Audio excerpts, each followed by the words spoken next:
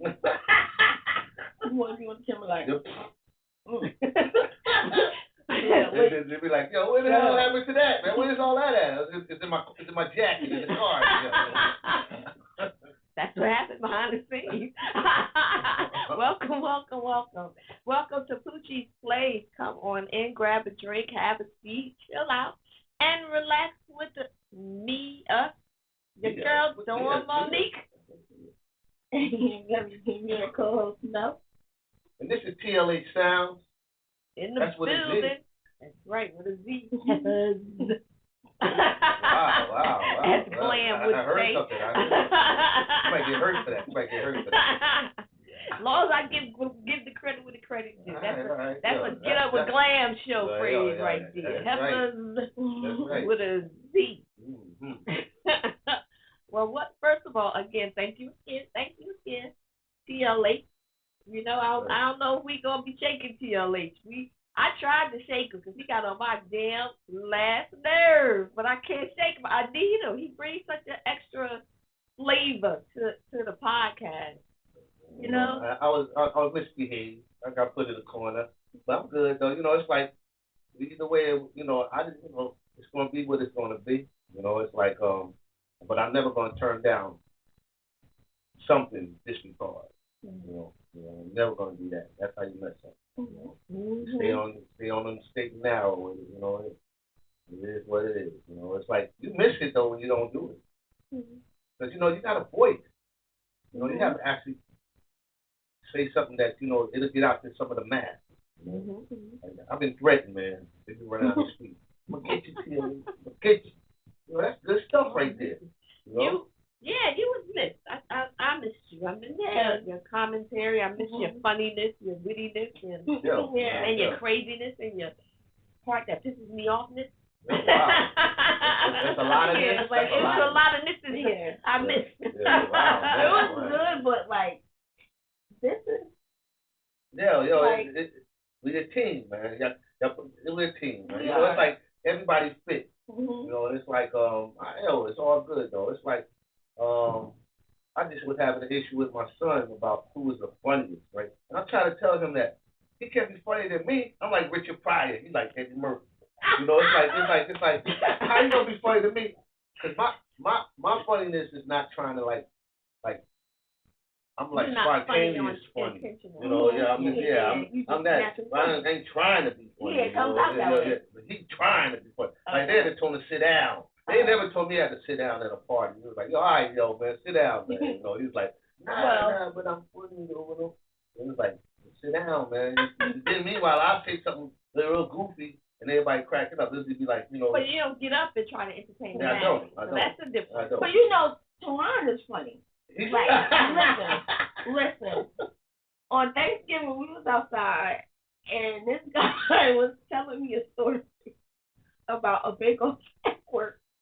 And he literally got disqualified because he only wore one pie. And then he said, "What? He only brought one pie. He only brought one pie. But you're supposed to bring like multiple."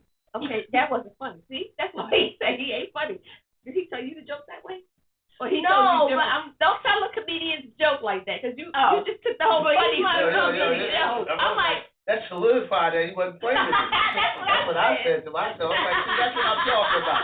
That's what I'm talking about. Right there. Don't ever tell no jokes that comedians tell because you are not funny, my dear. I had someone say recently to me that, it was kind of funny. They would say, everything they say, we say to you, you got a song with it. It's like, you like a walking shoebox. Like you are. Man. It's like, you be like, so what's going on? What's going on? I'm like, I got half of Auntie Deb baby. Auntie Deb made me do that a little bit. Well, I do it because of you. Auntie Deb do that. Did you got that from her? I get that from you. I do that all the time. I always think it was song lyrics. And I used to be saying to you, like, knock it off. But then it was a competition, like, let me see if we get the same song.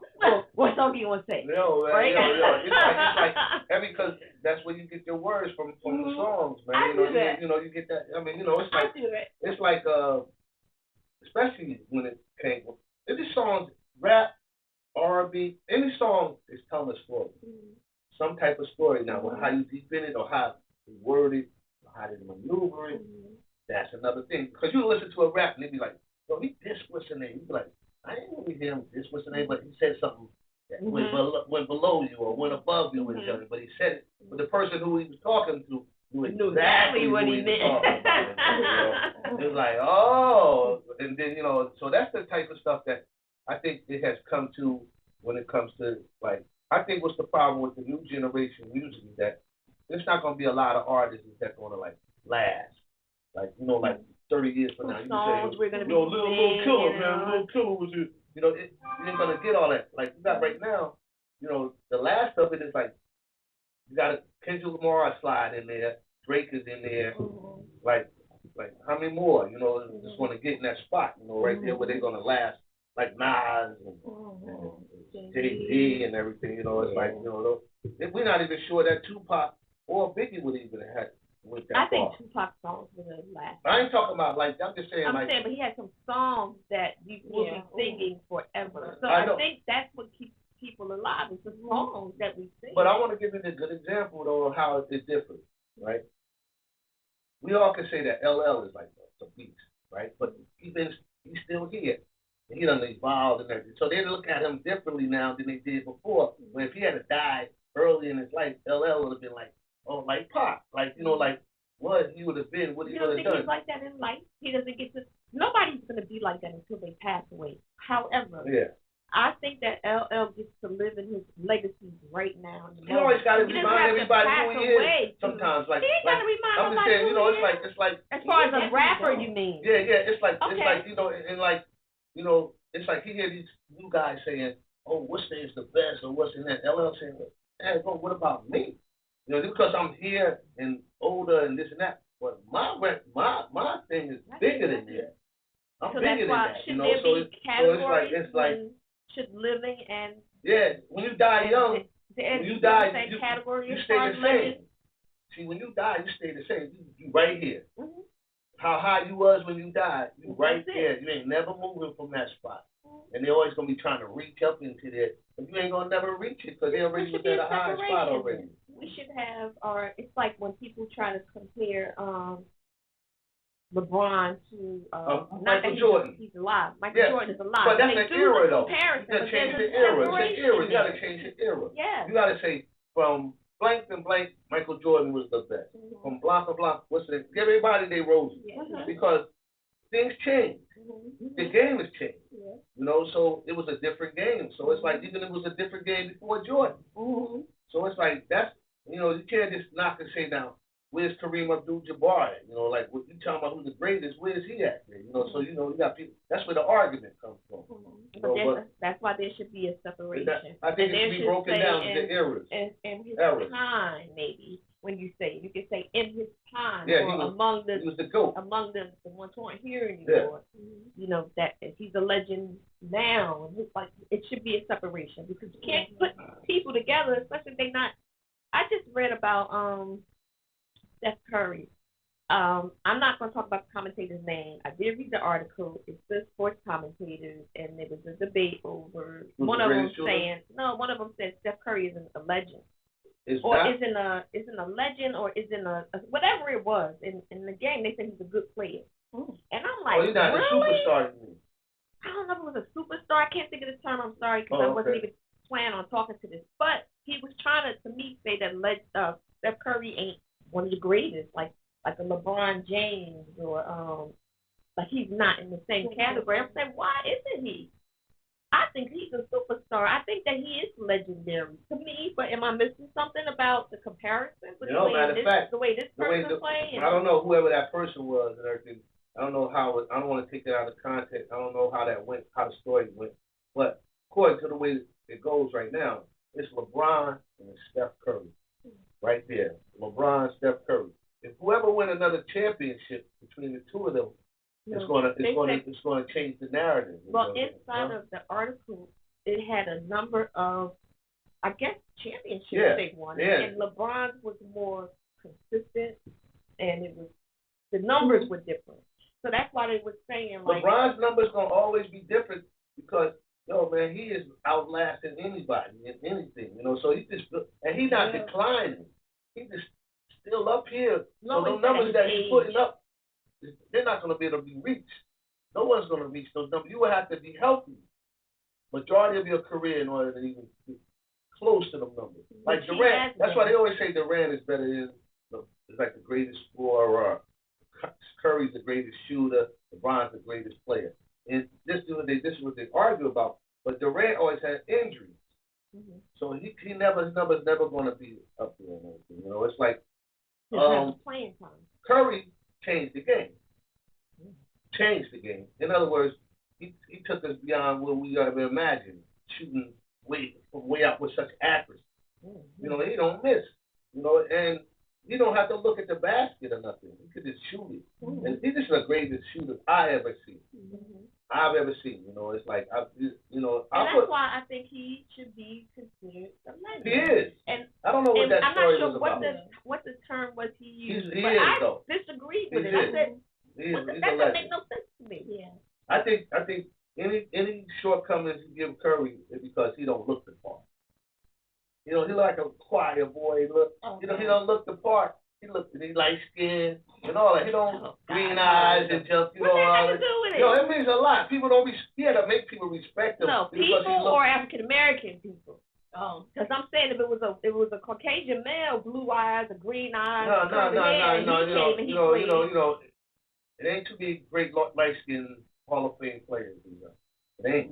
Not a lot, you know. So it's you gonna open up a bag of worms talking about colorism. I was saying this is why Curry had to earn that.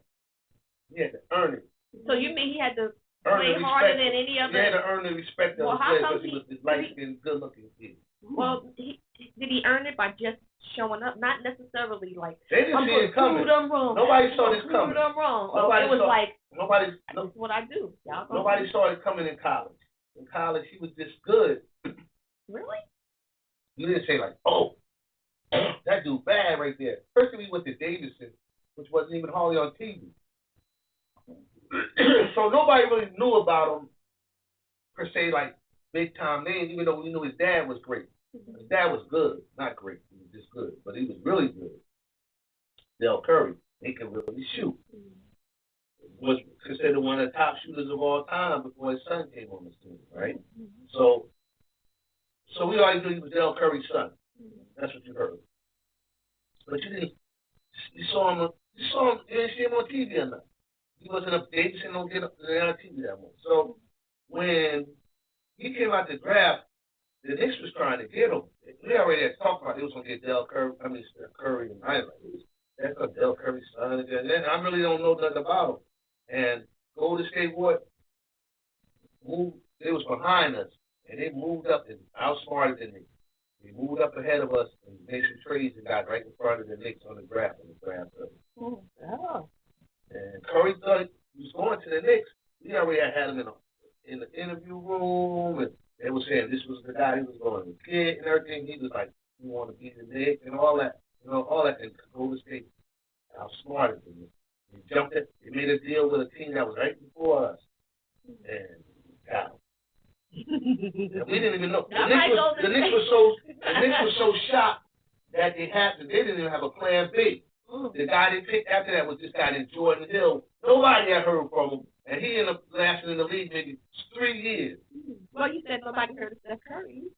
Yeah, but it's like we knew about his dad, we didn't know about the other kid's dad. Y'all just wanted him because of his daddy. Y'all ain't want him because I didn't know it was a potential. Oh, we didn't hit the blood. We didn't know about the other kid's daddy. You know how crazy it is that when Steph Curry came out, Curry's younger brother, he already had carte blanche by then. They knew what Curry was. They was like, his brother could shoot, he could shoot. Boom, he climbed off of him, and he wasn't even as good. But he got more juice. He's still in the league just because of that. It's like because he can still shoot. So Curry came in not being the Curry he is today. No, just like Jordan did. Same pattern. When Jordan he had to hone his craft in the league while he was playing. When he came out, he changed. He just started opening up. Okay. He just opened it up when he came to the NBA. He just blossomed right in front of everybody's eyes.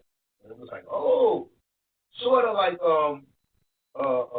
when Michael Jordan first came when he was in college, we didn't know who Michael Jordan was, but we saw him win a game. He won the championship. That's the first time I saw him. Even though North Carolina was playing, college wasn't like on TV a lot. You know, you didn't hear about a lot. You know, nobody was talking about him. And we saw Georgetown play North Carolina in the championship game. And I was for Georgetown because I like Patrick Ewing. So I wasn't really paying attention to North Carolina. But when Jordan won the game that day, but he was a freshman. And they had James Worthy, Sam Perkins. They had dudes that was already bigger names than him on the team. Worthy was the biggest name. James Worthy was in the college? Star in college. Okay. When he was on the same team with Jordan. Worthy was a junior or a senior. Worthy was big time. Big time. Big time. He was big time. He went number one.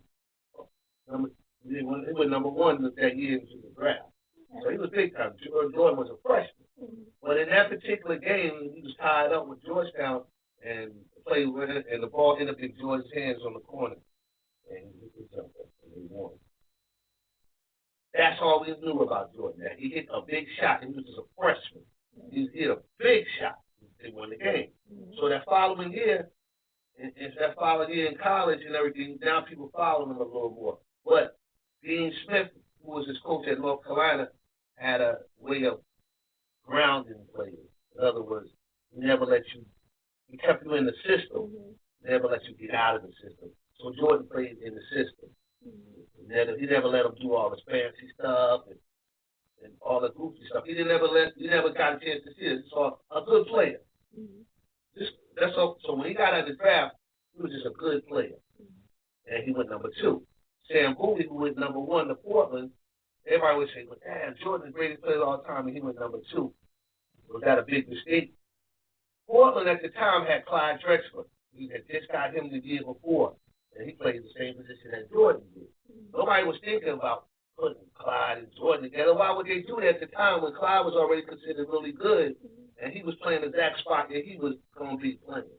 So they took a center, who at the time was really the top center in college, was Sam Bowie. But he got hurt in training camp, and his career never was the same after that. So there's been always people who say, Portland messed up, but they didn't get Jordan. But they didn't. Because at the time, nobody thought Jordan was going to be that good. So let me ask you another question, because I know there are a lot of people who are in the draft who are, it could be like a 7th round draft pick. Turn into phenomenal player right now. What's the benefits of being the first? You get your team, well, you get money, does it come with something, or just to say that you was the one that everybody wants? No, the benefit of being a top first round draft pick. You ain't got to be the number 1 pick. You just got to be in the first round. What that do is that gives you 3 years to get your shit together. In other words, that gives you 3 years that you ain't going to get cut. 3 years you're going to get an opportunity to play. And 3 years, you get the opportunity to do something because your contract, you're going to make a decent contract for that point. But after those 3 years, you can get the big money. If you told us, see now, the difference between me being drafted in the 2nd round and the 3rd round is that, first of all, unless I just make me, I'm out there and just make them notice me and make them just want to do something with me, I ain't starting. That's the first thing. I ain't starting. I'm coming off the bench. I'm 2nd round, 3rd round pick. First round, first round, you're going to get a chance to start or play a lot. And you're going to get an opportunity. Because what happens with any sports player, it ain't about where you get, it's not about how you get drafted, it's who you get drafted to. That could slow you down if you go to a team that don't know, they didn't do, like Saquon Barkley or the Giants, right? He was worth a 2nd round draft pick, but not just to the Giants, but they didn't know how to use him. They didn't use him properly. So as a Giants fan, you always said the Giants could get more out of him, but they just don't do him right, or they don't have enough. The offensive line ain't good enough, or something they ain't doing. So as soon as he go to the Eagles, he turns to this phenomenal player. Well, did they know what to do with him? They allow him to be the player that he is. The Eagles knew what to do with him, and the Giants didn't. Right. So that happens in football a lot, where you're a rookie quarterback, you get drafted in the 1st round, they want you to start. and you might not be ready to start, but they want you to start because you got a window for them to see if you work that money. That money, the window to see if you work that money. So it's like they force feed you. But you shouldn't. Aren't you drafted into a sport? I don't know. Yeah, it depends on. But the you're position. not drafted wanting to start. It depends on the position because you got to be really special to come in the NFL as a quarterback from college and start. You got to. The team got to be desperate, and the team got to be like got a plan for you because what can happen to you is you get on. You're a starting quarterback coming from college. You get into the NFL. Everybody's good. Every position, everybody's good at. They're the best at this spot. So no more are you the best guy in them. You're going to have to do some extra stuff. That window we used to throw a pass and it got in, now you got to throw it more hard and more precise because somebody's job is to get that. And they already been playing around. So they already know a lot of the moves you make and a lot of the things you do. You know, so it's like it takes a lot to learn that as a quarterback. And to process that all and you brand new. And aren't the rules different? Yeah, everything is different. The whole game is different. It's faster. So you probably got to process stuff. In other words, when you look at a plan, since I play the video games, you know, and I'm that's just video games, okay? You should have 3 plays in your head that should happen. If this guy is not that, if that ain't open, I need to look at that one. And it's got to be done quick. Because you ain't got too much time before somebody's gonna be rocking you, okay? Hitting you like being hit. They said being sacked is like being hit by a car. So imagine that's how much the pain. That's how much it is. So it's like, so you gotta process that. That's why. Now I want to be on the football field. Yo, they got the women's thing going on. Yeah, you don't want to play that game though, right? But check this out though. But due to the fact that it's about the money, the NFL started before it was back in the day. When a quarterback was drafted, whether he was drafted the first round, second round, third round, he sat behind somebody for a couple of years before he played. 2 years, it wasn't even heard of that a quarterback could come out of college and play exactly right away. It wasn't happening that way because they knew how important that was to the game that this guy knew how to learn the game. Plus, you don't want him to get hit a lot in the beginning because if he get hit too much, like Daniel Jones, that's how the Giants ruined Daniel Jones. They put him in, and he wasn't ready, and the line wasn't ready, so he was always getting hit, to the point where once he got older and the line got better, he didn't really know it no more because he was already used to always getting hit. So sometimes I used to watch him. Nobody was even on him, and he would just throw it because he knew his time was up. Yeah. Because he was always getting hit. So now he's ruined. Brace yourself for that hit if you know. He's done. Once you get that happy feet and feeling like somebody's getting ready to hit you, you're not a good quarterback. You're not no more. Because now you're worried about that, and you're not even paying attention to what's going on in the field. You mean one who moves around a lot? Somebody that's... He's nervous. He's anticipating this. Yeah, he can't do this. This right here don't... Because you ain't going to throw a ball that well doing like this. You throw a ball when you like this. So is that why the quarterback for the Giants, who the heck was the quarterback? Eli Manning. Yeah. Is that why Eli didn't move?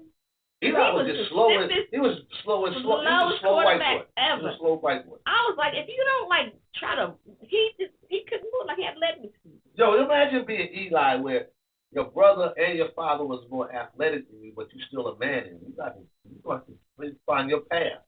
You know, it's like it's the situation with Shedeur Sanders and his son, right? You know, they put out these bad rumors about he's brash. Shedeur Sanders, he's brash.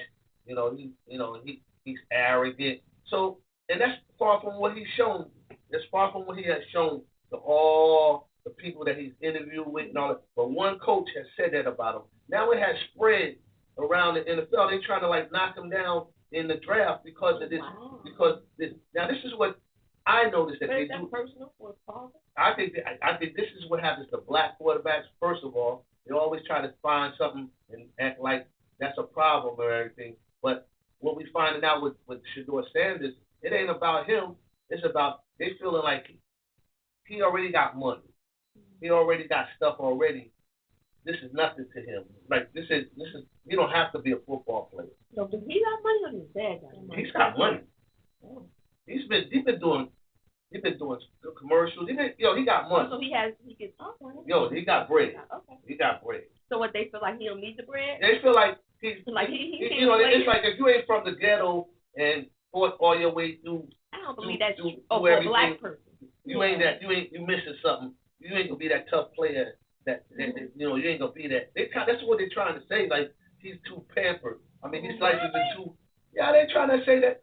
But I try to tell people in my show, and like I tell people that would listen, I think it's more pressure for a dude whose father is somebody who's been given everything to prove himself more than it is a person that don't have nothing and comes up from nothing to be something. But they're trying to say the difference between him and the other quarterback who's going to be picking to be the number one draft pick. It's his journey instead of his journey. But what about the player? What about his skill? All right, with my eyesight, this guy named Ward, he's on the Miami, Florida team. He's predicted to be the number one pick, right? Mm-hmm. Cam Ward is his name. He's good. And he's in a good division where they play top football. So he's playing around top, and he bounced around from junior college to college to college. So he earned that what he got, and he was coach quarterback of the year in college. Shedeur Sanders is considered the second best quarterback. He don't have a stronger arm as Ward, right? Mm-hmm. But he's accurate. Shedeur is accurate. But what his claim to fame is that he don't fall apart under pressure. Mm-hmm. Shedeur Sanders don't fall apart under pressure. He rises to the occasion, right? Mm-hmm. That's his claim to fame. Mm-hmm. So they're trying to figure out what's doing is the right choice and everything, right? I feel personally that Ward is a better quarterback from my eyesight watching the game. Mm-hmm. But if the Giants wanted to pick between the two, I would take Sanders because he can handle New York.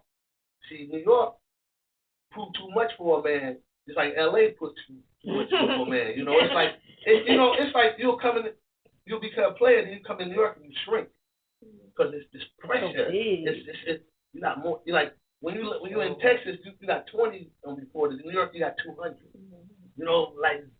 It's magnified. And Shedeur Sanders is used to that already. The limelight. He's used to that and everything. So he doesn't know how to handle that. I'm not sure Ward could do that. That's no guarantee. It's no guarantee. Because that's the reason why, LeBron didn't come to New York. He wasn't sure that he could handle that. He's from Cleveland. Yeah, he wasn't sure. When he went to New York, reason why LeBron is not as popular with some people in the New York area is because the way he played us out when he went to the Heat. It's like he come to New York during the day of the decision, and everybody said, "What's he doing in New York? LeBron's in New York. He's gonna pick the Knicks." And he goes to New York and says, "I am taking my services to the Miami Heat." Why was you in Miami when you did that shit? Like, why did you come up here and you did that on purpose, right? But in actuality, if LeBron had came to the Knicks and won the championships that he won, he would have been bigger than Jordan. Because New York makes you bigger than life. It would have made him bigger. But it's also a tough place if you don't make it. In other words, you got to show and prove. It's going to make you big or small. Yeah, it's going to either get you or not. And they might fuck up your marriage, fuck up your home, fuck up everything. Look at Eli Manning now. Here's Eli Manning now. He is not as good as his dad, nor his brother. But he's still going to go into the Hall of Fame one day because he was in New York. And he won championships in New York, okay, which makes it better. But I also want to give Eli one props for all you Eli haters and everything, say that he ain't a Hall of Fame and all that. I watch a lot of football in my life. Give me 2 minutes left in the game. Out of all the quarterbacks I ever seen, give me Eli Manning. When it was the crucial point in the game, he showed up. That's his claim to fame. 2 minutes left in the game, and the Giants down by a touchdown or more. He making that happen. And that was like the great part of having a quarterback that you saw that he didn't walk away from the pressure. He rose to the pressure. And now that's what Jordan used to do. Jordan used to rise to the occasion. He used to rise to the occasion. It's like Bobby being a Knicks fan. I hated Jordan. It was a different. They have different reasons. I mean, at the end of the day, it don't matter. You getting the job done. You both doing it because you can withstand the pressure. Jordan just wasn't. You know what Jordan said in an interview? If I had saw him this interview while I saw him playing, I wouldn't have my hopes up to ever beat him. You know what he said? He said, I knew the Knicks was gonna never beat me if only they had John Starks on me. He was a bench player. On me? Wow, he said that? He said that. He said that. Yo, that was it. That's a wrap. Yo, if that man felt like that, you was never going to beat him. Never. You was never going to beat him. We was never going to beat him. And he felt it. But Jordan, in his defense, felt that way about everybody. Well, you're absolutely right. He's like, yo, he felt that way about Barkley. He felt that way about everybody. He was like, you ain't better than me. But he proved it. Your ass. He had to fight to get to feel that way because some people intimidated him or came up and was like, you know, in the beginning you come. They tried to hurt him. Yeah. But they never intimidated him. Okay. They never intimidated. They tried to hurt him. That's what the Pistons tried to do. They tried to hurt him. Did you think people tried to physically hurt him all the time? Or men was just playing him like no, they tried to hurt him. They tried to hurt him. And because he was this new guy coming in the league, especially Magic and all, they didn't like Jordan. The beginning when they didn't like Jordan. Nobody liked him. Why not though? Who liked Jordan? Why not? Who liked Jordan? Who like him now? That's cool. It's the truth. Who like him now? Who like Jordan? I like those sneakers though. Who like Jordan? Anybody like Jordan? We respect him. But it's anybody? It's like this though. It's like so I look at a player and I want to know who got the Jordan mentality. That's what I look at when I look at players. Who got that Jordan mentality? You told me that somebody. Now Kobe Bryant had the Jordan mentality. Yeah. All right. So if you can get somebody with the Jordan mentality or the Kobe Bryant mentality, you got you a player. Okay. You got something that got to be reckoned with. Okay. So it's like I'm a Knicks fan. And I want to give kudos where kudos. You Knicks fans got lucky because Jalen Brunson got the Jordan mentality. And nobody saw it coming. He was a second-round draft pick, but he won 2 college championships in a row. And he was College Player of the Year, and he still was a second-round draft pick because he was only 6'2", and he was all chubby, right? But he's coach's son. He's coach's son. He's been around the NBA. He's been around. He's been around all of this. So that's not new to him.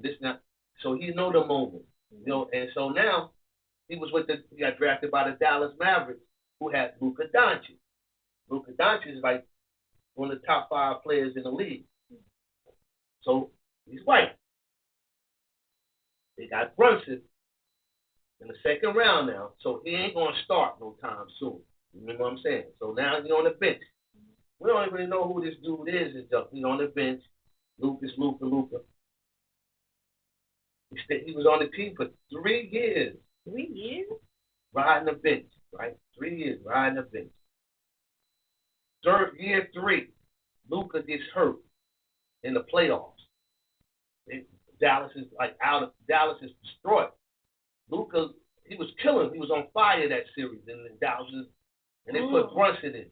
And they was like, who is this? You know, everybody's like, you watching the games, you're like, who is this? And I heard that the Knicks was thinking about getting this dude, right? And I'm like, that dude, that's stumpy little motherfucker. That's what I'm saying in my head, right? He came in and scored 45 that first game in the playoffs. First time they put him in? First time they put him out there. He was burning up on that bench, too. He was like, I'm going to show these motherfuckers when I get off this bench. And then did another one, until Luka came back. And then they tried to down him. And jump, but they couldn't no more. So even Mark Cuban, who's the owner, was like saying, I saw that in him. That's why we drafted him, but we didn't see that. We saw he was going to be a good player. We didn't see that. We didn't see that. So that was a mistake. And see, the Knicks, we needed somebody. His father worked for us. So they try to get the Knicks on tampering. But, you know, if your dad worked on a team, how you going to call that tampering? If I want to work with my dad, I want to work with my dad.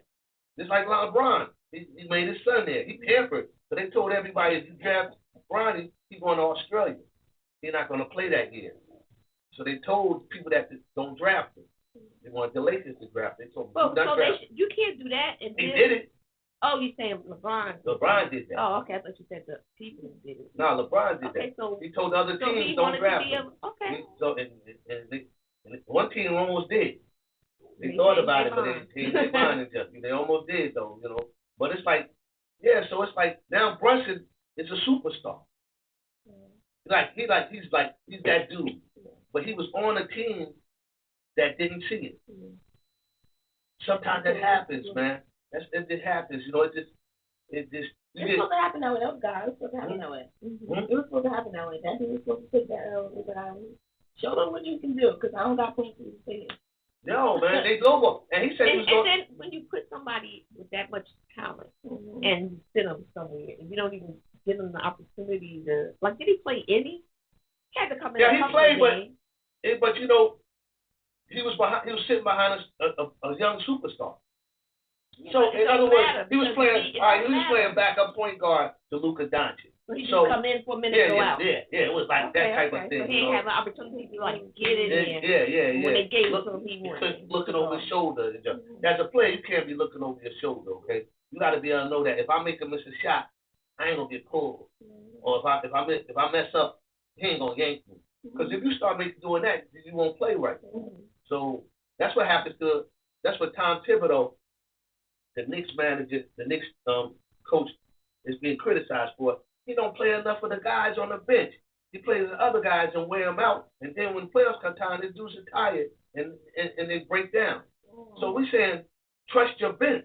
Yo, and a good story to say about trust your bench is everybody that makes the NBA is a good player. Because you gotta be a good player to make it in the NBA. So what are you doing? Play them. Because you don't know who you got. Then you get another coach that plays his whole bench. Next thing you know, there's some dudes down there that is winning games for you. But could it be just like you said when we were just talking about football, that, you know, it's a different game. Again, it's a different set of rules from college and the NBA. Yeah. So it's different. So maybe you just want to get them acclimated to it. It's a faster pace. These are strong men. They know the tricks and the trades, and they know how to get things done. They know how to even foul you. Like, they know how to do all that stuff. So you can't just be thrusted into this moment. You get beat up a little bit. Yeah, but you know, it's like you don't get better not playing. But you can play like you when you win in the game, Sitting right? on the bench, you don't get better. So when you win in the game, now you have this lead, and then you start sitting your players down and throwing the bench in a little bit. Yeah, but you know, it's like they can sustain it. Yeah, but you know that it's like at one time Tom Thibodeau, for the Knicks coach, he wasn't even doing that. He would play the dudes till the end of the whole game. He'd be like, yo, we bleed, we up by 20, 4 minutes left. Put the reserve dudes in. It'd be like, he'll do another 2 more minutes and then put the other dudes in. He's been criticized for that. Yeah, like give him a chance. Because he's old school. It's a good he's an old way school. To get He's an old school coach. Still playing hard, so you still playing. You get to play against these professionals that's playing because they want to win. He's an old school coach where, you know, probably you only had 8 really good guys on your team at one time, so you played 8. That's what he's accustomed to playing 8 guys, right? But now the league is better. So that 9th, 10th, 11th guy is good too. Use them, you know, and they're definitely paying them like that. So it's like he's being criticized for that. This year, he's a good coach, but he could lose his job on how he's handling the bench. How many coaches do that? There's a lot of coaches. Huh? There's a lot of coaches there. Not the way he did. You know, but it's like if you want to think about being a pro player, just think about this though.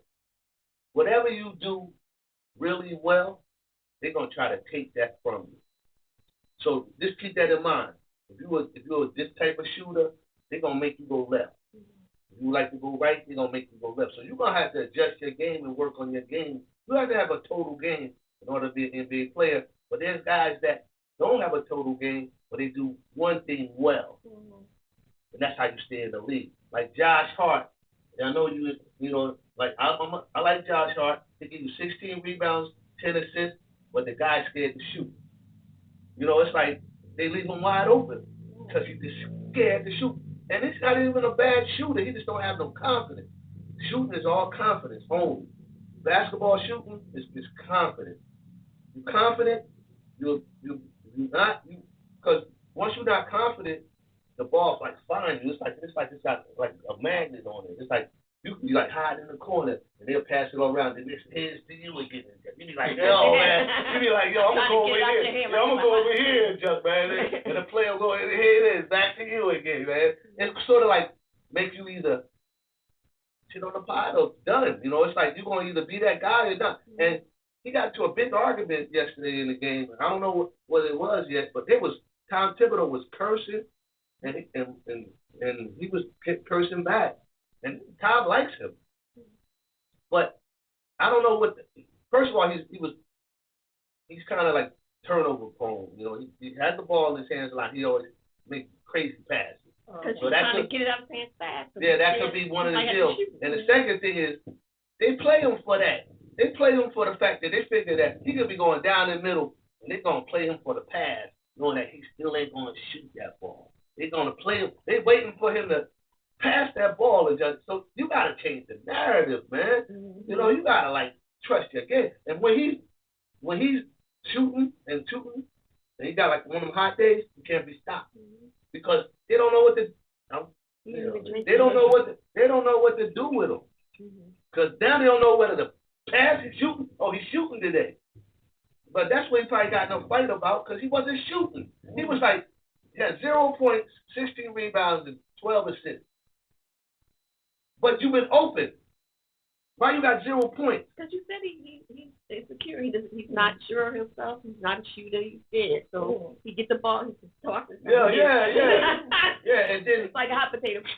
And then when you get that reputation, dudes don't want to pass it to you. Mm-hmm. You know, it's like Mitchell Robinson. They need to work on that. Mitchell Robinson just came back. He's a center, right?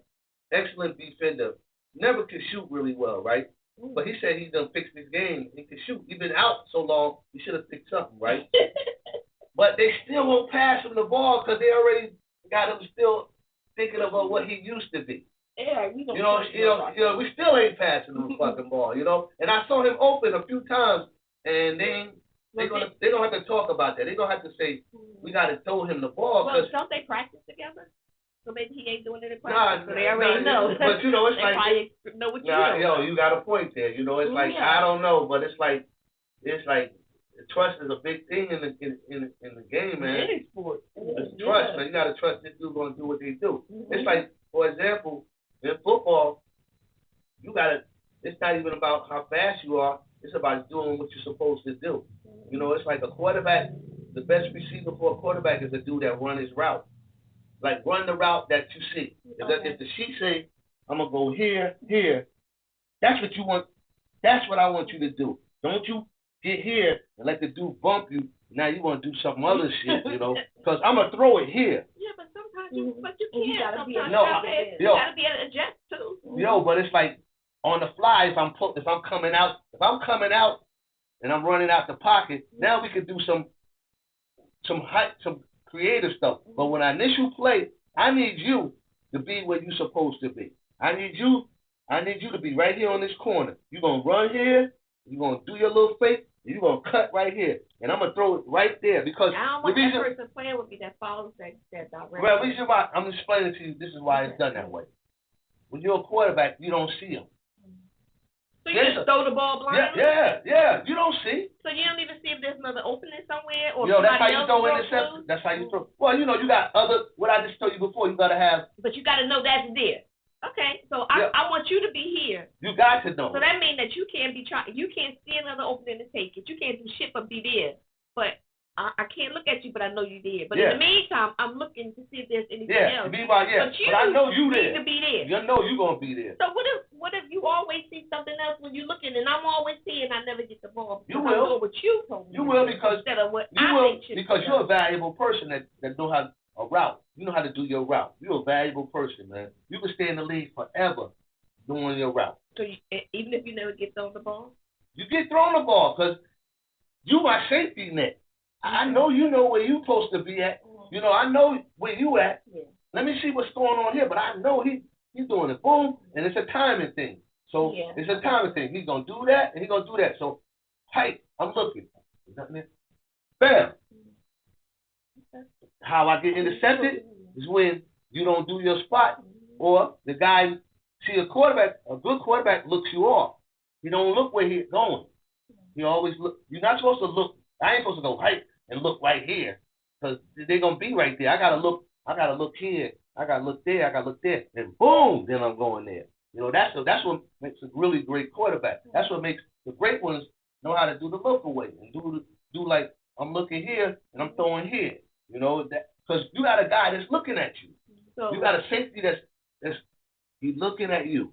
He's looking at you. So he's watching the plays happen right in front of him, but he's looking at you. So the ones who, I hear what you're saying, right? But it's still again in my mind. Yeah. I know that you're gonna be here, but I'm looking here before I get here. But I'm not just throwing it. I'm still looking. Yeah. And I think the person that still look is the one that be like, fuck that, and go their own way. Right. Because if that's your safety net, you gotta be going there. You can't just throw. But it's like that guy is doing this. This guy is doing up a little more, doing that. This guy here, he's going here. So everybody's got a place where they're going. Everybody ain't willy-nilly. Everybody got a spot to go. So if you were Jeremy Shockey, he used to be the New York Giants, right? High draft pick. Very talented. He had a flaw. His game was he didn't run his routes. So he would be easily knocked off his routes and do his own thing. And him and Eli was supposed to be like a great combination. They got a great story, but the Giants had to get rid of him because what he would do was he would get easily want to do his own thing. He had fun to get knocked off. Now he see something else and jump. It's wide open over here and everything. I'm gonna go here and I'll wait for you over here. Meanwhile, Eli throw it there and it's intercepted because he's throwing it to where he's supposed to be and someone else is there. You talking about Eli? Yeah, that's exactly. Yeah, that's why his ass don't move. What's wrong with you and Eli? I like him. I do, but he don't move because he don't move. He wasn't a mobile quarterback though. Obviously, you got to know what you're getting. He never claimed to be no mobile quarterback. He was a pocket quarterback. What he do is he know how to do a little subtle here for you to miss here. You know how to do a little subtle here for you to miss here. He wasn't scrambling like Patrick Mahomes. Mahomes dodging and running and everything. And then what made Mahomes different is that he can still throw something crazy and accurate. When he gets out, to be checking out. Now you brought him Mahomes' receivers. Your first move is to do your move and everything, and then if it ain't happening, you need to be looking at him to find out what he's doing. If that move didn't happen, now you look at him and you see that he's running and scrambling. Now you get a chance to work with him. You can move with him and you like, yo, throw it over here, and he'll throw it over there, and you done got the guy. That's how you do all the crazy stuff and everything. He's that type of quarterback. That's the type of quarterback you got. So that's why like, for example, built around. This kid, you have to have a team built around him. You got to build your team around runners here you go. Cam Ward and Shedeur Sanders. Cam Ward is a scrambler, a runner. Sanders not. But he can run, but he a pocket guy. He in the pocket. He's gonna pass it no matter what before he try to run. This dude the other guy will run. So that's the type of two quarterbacks you got and everything. The only problem is when you got a running quarterback, he can get hurt one day. You know, more than somebody gonna catch him one day and do it dirty and ruin your career. A lot of quarterbacks had that happen. You know, but it's like Sanders is a get out the way type of quarterback, a maneuvering type. He ain't gonna be running for 20 yards. For 20 yards, he'll run for 5 or 6 to get you first down, but he ain't gonna be no like this Ward kid. He might could take you to the house or some type of jump, So that's the difference. And you need to know that. So I know that's the difference, but I didn't think about the injury prone. Yeah. Because for the most part, a running quarterback is gonna slide and do something. But once you get past that line, though, everybody. I think they know they limitations. Everybody can catch you. Everybody can get you. And some people play a little dirty, but for the most part, they wanna. Accidents happen, things happen. But I still like the scrambling quarterback. I like that that's what you need to draft him. Yep, I like that he takes It's a double threat. He's a double threat. He is. He's a double threat because now you got to have somebody that actually watch him. So you took in one guy. You can't do other things. You need to watch the quarterback. You watch the quarterback. keep him in the pocket, and if you take off, you got to get him. That's his job. You made that somebody's job. Where you didn't have a scrambling quarterback. Everybody's coming together. Yeah, so if you didn't have a scrambling quarterback, now that guy could do other things. He could look back and do other jobs and everything. So it makes it difficult to do certain plays and everything. That's why a scrambling quarterback is a problem, especially if you're running like Hurts did in the Super Bowl for the Eagles. He took off running on him, and he's not even considered like a real running, but he could run though, and that's what you want. Shedeur Sanders will be something like that. He ain't a runner. He ain't no Michael Vick. You know, Vick they have plays for Vick. You know, Vick was just a problem. You know, or RJ3. He got hurt for running. You know, before he came on the scene, he was incredible. You couldn't control him. He was going to run 30 yards or pass 30 yards on you. How can we stop this dude? Yo, more athletic, the more problems. You know, everybody's not athletic. No. Everybody can be good, but everybody's not athletic. A quarterback that can run and scramble. Yeah, but you don't really want it. They always try to dumb them down, though. They always try to eventually make them not scramble because they know that they can get hurt. You know, but you still want that guy to be. If you don't see nothing, or like Lamar Jackson, they mess with his head so much trying to make him such a passer that he don't run when he's supposed to run no more. He's not playing the game no more. He blew the game for them one day in the playoffs when he could have. Old Lamar would have took off and he would have fucking he would have done what he did, but he stayed in the pocket trying to be this passer everybody wanted him to be. And it cost them the game. Yeah, that's what happens when you take somebody off their game. Let them play the way they Let them play their game, man. You know, let them play it's like I also want to like give kudos and stuff because I'm a musician and everything. When I listened to that Luther again the other day, man, that is a bad song. That's gonna go down as one of the songs of all time, man. The way she comes in and sings that song, man. That's a bad mother, man. It's called Luther. It's called Luther by Kendrick Lamar and SZA. I don't know if I heard it. She did it at the Super Bowl. Oh, I love that song. Okay, I can't remember the thing, but I remember saying the way SZA. The way she sings, the way they do that, the way they work together on that. That's why they do a lot of collabs together. So they work well together. You know, I really didn't, by me being a musician, I try not to listen too much to other people's music because I don't want it to trickle into my music, right? So that song is so beautiful.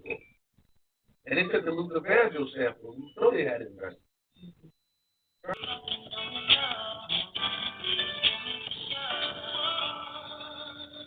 This part right here.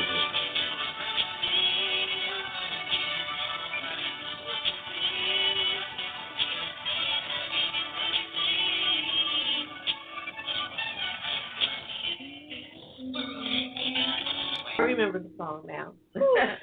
I remember. Man, I got a song, man. It's called "I Like It," right? Mm-hmm. You know, sometimes, I spook myself. Sometimes, I sometimes do a spooky song. I spook myself. I need y'all to hear it. I want y'all to hear this song because it's spooky. No, but it's like sometimes I spook myself though. The brother bad. It's just y'all ain't got it yet. But one day TLH Sound's gonna rule, man. I hope I'm still alive though. But for real, man. Some days I just like I'm a lot better now than I ever was because now I smoke sativa exactly what I need to do the things I need. Before it was always hit or miss. That's the difference between legal marijuana and not. Is that now people are educated to what they want and what it does for them, and it could get something that exactly does what you need. So it's like now I got something that I only smoke exactly what I need. It's like it's bound. It's just like it's just a maze of this stuff, man. It just and I just got I keep hit after hit after hit after hit after hit. It's like basically you just gotta like. You just gotta realize that there's something special about this dude, man. And that's what I'm getting now. I'm starting to get that type of vibe where people just like think, all right, This dude. So let me ask you a question. You know, when I used to say, I don't like that. Oh, and I'd be like, hey, take it off and fix it. Or I said, don't take it off and fix it. I said, leave it there. And do the new one next to it. And do a new one and put the new one next to it. Have you ever done that? Have you I still don't put the new one next to it. I get rid of the other one. But Teron is my bouncer. He bounces up. He's younger than me. You know, my son, he's 34 now, 33. So he's my son.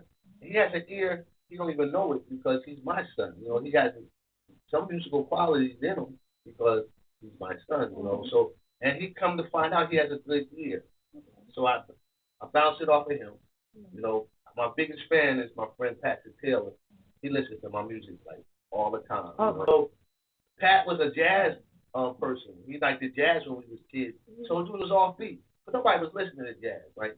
So but he has some little personalities where he tries to like he gotta max out. Everything he gotta max it out.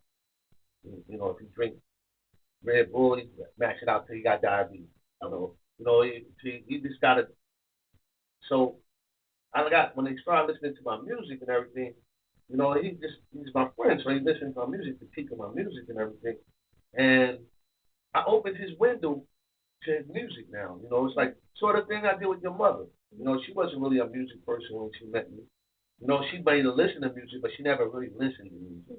You know, and that was one of the things that she got from me. I know she did because her music taste is different. You know, she actually pays attention and she understands stuff about it. Yeah, I have a better understanding of the production of it and the sounds and all that. And just you got to listen. Yeah, so so my friend Pat has turned into a great music listener to the point of where they even gave him a mix on SoundCloud of his favorite songs. And just when he did a personal thing with him. You know, so it's like but you gotta remember, music been here since the beginning of time. It's always been here, man. It's always been here and it's never going away. You know, it's like but that's the way the people get to express themselves. You know, that's another way of talking and saying what they had to say. So what I'm saying is that now that I got the Zach stuff that I need, it was always hit or miss before. Sometimes I would get these and I'd be like, it didn't do nothing for me. Your mother heard me say that before. I ain't get that. You know, it didn't work for me. I didn't do no music. It didn't do nothing for me. It didn't do the music. And then I would get something one time and be like, I do like 5 songs in a row. I'm like, yo, I want that. What's that? And then I can't get it no more. It ain't got it. They out of it. Right? My guy ain't have to. So when they legalized it, and I found that sativa is for creativity, hybrid is for high and go to sleep. And that's what the young people like. They like you guaranteed to get effed up, and that's what they want. But you're gonna be sleeping in the corner somewhere along the line. But if you're young enough, you might not be sleeping in the corner. You know, you might be able to fight that off and everything. So maybe that's why y'all like hybrid like it is. Now indica do the same thing as hybrid, but it don't put you to sleep. But indica goes and attacks aches and pains in your body. So you got pains or you're going through something. You smoke indica, it'll go for that area. You know, because you got to realize that God made that from the ground. He made it as his own medicine for the world. You know, it's like we made it to money and did all the other things, but it grew right out the ground, man. You know, and it was see that with your mother. No, not me. Pippin' up like my brother and his friends and stuff. Because we used to have this big old Ice Hill backyard, like a behind. Yeah, and they had a little isolated part in the middle, and then the stores was wood, and we used to climb up and down there. And they used to take the reefer seeds, but you don't see them. And they used to put it. No, I don't. You'll see no season no more. Ain't no season no more. So how come it was season? I don't think they had season. Maybe I don't think it's because they didn't let it grow like that. They let it grow into leaves. I think it's a different way they make it now. So it be growing into like a. You saw when we was in Jamaica, the dude had it on a tree branch. You know when we was in Jamaica? Yeah, it looked like a rasta lot. They want to tell you about that. Yeah, when we was in Jamaica. That's the first time your mother ever smoked. Y'all was eating everything. I was tearing that. I was like, why am I eating? So we would go to the room. I had like jerk chicken and shit in my. I was like, what is wrong with me? The first time, that's a funny story because we was on the beach. And the dude came down the beach with a tree branch. Tree branch. What was this? What's that? That was Couples Resort. Yeah, well, when you go to Jamaica, if you ever go, you don't buy nothing at the airport. You wait till you get to your resort. They come right on the beach. The beach is public. The beach is public, so they be able to walk across the beach. Yeah. So he came down the beach with a tree branch, right? And I was like, wait a minute, he got weed. And I was like, don't run over there. Don't go over there. And I ran over there. I was like, how much, right? He had the bread, and he had the buzz just all on the bread. I said, how much is for that? The buzz was like this big. He was like $50. You should see. I said, $50. And I said, we had to throw some away when we left, man. You kidding me? You snuck that shit back. Stop lying. I know, but I still had to throw some of it, though. I was so mad at him. He said, I know, but he had it like off. He's like, I didn't know. I said, your boy weed. I didn't know that was still in there. He had one of those. I had a cruncher, and I just crunched everything up while we was always out there, right? And I was gonna play dumb. If I was like, I would tell you, listen, like all different people. I was like, look, I was using that, but not that dawned on me not to empty it. It never dawned on me. So I had to plan already. I had to plan already. But I got it home too, but I put that all on the table, man. That was like, boom! But but it's like, so I told you, so your mother's like, I don't smoke again. I was like, just try it. It's like, just try it. You out here, we out here, nobody gonna know, just try it. And when your mother smoked, man, that was it, man. She was, and we had unlimited eat. Like all you can eat all day. She had food in her room and just, I was like, look at her. Man, and the food was great. So it was just like, everything was good, man. You was about to roll up on the... Nah, I had already had that. I already had all that. I had like, annoying me? I had bought 25 blunts. We talked about weed and vacation. And ran out. You know what he used to do? Yeah, he smoked up. You know what he did? I don't care where we go. Here we go. And he tried to be like, I'll be right back. I'm like, where the fuck is he going? He gonna ask somebody where we go get weed. One time he had the deck, man. I'm like, what the fuck? I don't know what he had a cab before we went to the hotel. We was driving around and we was in Mexico. We went to Vegas. And that was the first thing off homeboy lips. The cab driver straight took him to the spot too. We went to the dispensary like ASAP. We got the thing. They were so happy. Like ASAP, man. I still got that weed I got from Vegas. What the hell? What the fuck is wrong with her? I don't even know what that looked like. What does that look like? For real? I don't know. It's a little thing, and it's just there. You can tell she is not a weed smoker. She kept the weed as a souvenir. I ain't keep it as a souvenir. I just wasn't smoking it. Like, what am I supposed to do? I don't know. Give it to me. I smoke it. Anyway, but I ended up throwing weed out though at that trip. Left it in the garbage.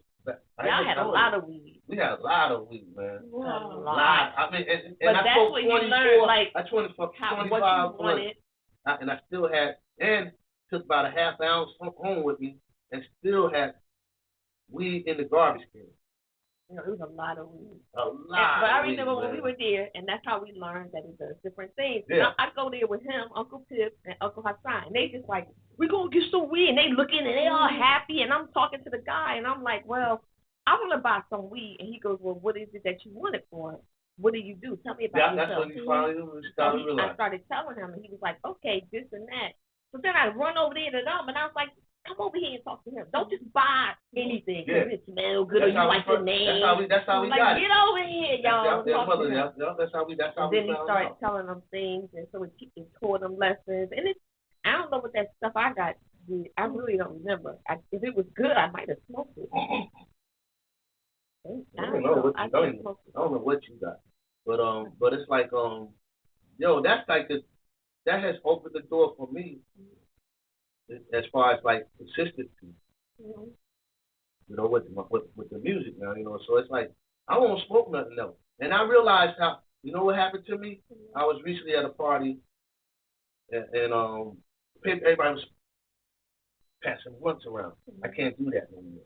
Because you don't know what you're smoking. Yeah, because I don't know what I'm smoking. Yeah, you don't know what's in there. You don't know what they giving you. All of a sudden, I'm at the table, and I'm like, oh, I need to lay down. You know, it's like, I'm getting ready to get sick. I can feel myself getting ready to get sick, right? So I left. And act like I went to the bathroom, and I went into somebody's room and jumped on their bed. But I didn't make it to the bed. They had clothes on the floor. I just fell on the floor, man. I was just sweating. Oh, no. I was just sweating, and I was like, don't throw up, P. Don't throw up, don't throw up, don't throw up, don't throw up. Something didn't go right with me. Somebody had something smoked that didn't do with it, didn't work with me. And I fought through that. And I got sweaty and everything, and then I finally got out of the bag and then went up to the bed and lay down a little longer. And then my son, he was at the party, he came looking for me. And he was like, yo, Dad. He was looking for me, and he finally saw me in there. And he gonna laugh and tell everybody else. I know you tried to find it. You remember you found it on the floor? Yeah. But it's like, but it's like, all right, so that's a learning lesson. No more of them that's why you should. No more of that. No more of that. No more of that. You know, it's like I'm just staying with when I'm in my league. I'm staying in my league. I had I ain't gonna say who this man is. A man had told me once that he does not use drugs, but he does sell drugs. And he said, you know why? He said, I don't use drugs. He said, first of all, he said, I sell it, but I don't use it. He said, because these people don't know what the hell they're getting into. He said, this is heroin, and I cut it with glass. Damn. I was like, wow. How can you do that to somebody? How can you but it didn't kill people, so nobody died. But like, how fine can you make glass that you can put it with a drug? And it's just like them cutting stuff with fentanyl. I don't know what that is. I know what it is. I mean, you know, which is made in China. You know, it's like that was, you know, I don't know how. Do people put that in weed? That's like a pill. Is it a pill, or what does fentanyl look like? I've never really actually seen it. It's like I'm sure it's like powder, like, you know. But it's like there's rumors that it's been put in weed. You know, there's been rumors that, you know, but it's like I don't know how that works and everything. But it's like that's why it also pays to know where you're getting your weed from. You know, so you can hold somebody accountable for something if something. And they hold themselves. Like the dispensary? Yeah, or not like the dealer. Yeah, it's like the dude on the street. The dude on the street, he can't get my sale no more. He can't get mine because and you was his good customer. Yeah, the dude was outside the dispensary today when I just got the pre-roll. He was like, "Yo, man, I got some fire and everything." And I was like, "Yo, I wouldn't doubt it, but I only smoke sativa, and you ain't guaranteed to have that. You don't even know what you got." My man in the store, my man know what I want. Yeah, but did you say that when you get those sativa? Yeah. I know you did. Nah, but like, when you find that sativa, give me a call. Nah. We're not even gonna say that because you sativa with the fentanyl. Yeah. We're not even gonna go there because you probably saying what the hell is sativa? You know, to yourself and jump. You know, so it's like you know, I educate people all along the way with the weed because once you become educated, then you become a better consumer. You know, you should see how people go to these dispensaries now, especially the low, not the ones, the government ones, like the one your mother go to in Maplewood. They got one in the valley, you know, right there on the street from where you have your used to have your the pink place where you used to have your Christmas party. Oh. Underneath the bridge by Southern Covered, yeah. Or West Orange. It's right by 7-Eleven. You know what 7-Eleven on the corner? West Orange. Yeah, it used to be. Yeah, it was multiple things. Like ain't that still Orange? Where them new apartments at? All them new apartments underneath. Orange got a dispensary? Yo. Oh, I didn't know. It just came out. It just came out a week, 2 weeks ago. This is the second week. Oh, okay. Right there before you get to like you go to Southern Comfort. But do you also know that all dispensaries don't have the same type of marijuana or edibles or anything? They're all like different. Yeah. So you still like gotta figure out what no brand's the same, no grower's the same. Yeah, but you know, it's like I like the fact, you know, when I went there, you know, they put me on the computer and everything, let me just look and see and do stuff and everything, show me how to like find what I want, and you know, and everything. And so I ended up getting some sativa weed and everything because now and then I like to roll my own, stop always pre-rolling, right? But it wasn't that good. It wasn't better than the pre-rolls, right? Right now I'm on my pre-roll, with Mike Tyson and Snoop Dogg. They killing him. Yo, man. They killing him, man. Is it Mike Tyson weed and Snoop Dogg weed? Yeah. Okay. No, they killing it. Okay. They murdering it. Right now, Mike Tyson said he making more money from marijuana than he ever did in boxing. Yo, Mike is like the beast in the weed. Really? Snoop the beast, man. Snoop should be good at it. So they got sativas actually for me on there, you know. So it's like this. So it's like they be trying to sell me everything. Like, you know, well, I got some indica. I'm like, nigga, I just said sativa. I got it. Like this one here is another dude. NYC Diesel, that's some fire. But it says sativa, right? Top shelf. There ain't no joke right here. All right? But you know, it's like, this is weed like you smoke. It's a pre-roll. Yeah, but it's like Mike Tyson and Snoop are killing them. So that's cool. Mike Tyson. Nah, this ain't either one of them. They had a Mike Tyson one there, but I already got that. I ain't want it. But like White Widow, for example, used to be like the hardest weed to get. You say that all the time. Yep. White Widow. Used to be the hardest weed to get. Snoop got White Widow. He had a White Widow, man. It's in a white package. So he's killing them with that. You think that Snoop was the one who put White Widow into it for the You know what? I'm just saying. He know that was a seller. You know that. You know that was a seller. And he know him that smoke weed. So it's like, you already know he ain't gonna put no garbage out. I'm loving that, man. So now, I'm wilding out, man.